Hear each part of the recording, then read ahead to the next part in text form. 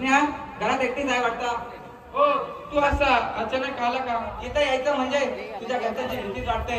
आणि हो, मी आता तुझ्यासोबत लग्न करायला आलोय. जगदीश, तू आता मला विसरून जा. अगं तू असं का बोलतीस? मी विसरून जाऊ तुला? मला माझ्या सासरच्या माणसाचा त्रास होत आहे. मला वाटतं राकेश सुद्धा माझ्या घरात राग राग करत आहे आणि आपल्या प्रेमाबद्दल त्यांना माहिती पडलं वाटतं. काही झालं तरी चालेल, पण स्नेहा मी तुला विसरू शकणार नाही. मी कारण तुझ्यावर मनापासून प्रेम केलंय ग.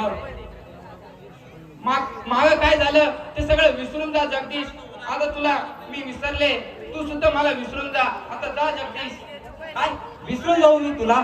अगं मी जर तुझ्या नजरेसमोर नसेल तर तू मला कॉल करून विचारायची कुठे आहे, काय करतोय, आणि आज बोलतीये की विसरून जा. हेच का तुझं ते प्रेम?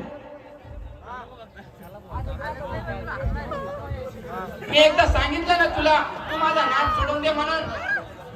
या घरात आता तू कधीच यायचं नाही. देवा, या दिवसाची वाट बघायची होती. म्हणतात ना खरं प्रेम कुणावर करू नये, कारण ते यासाठी. जगदीश, तुझा माझा नाता संपलाय आता. जा आता.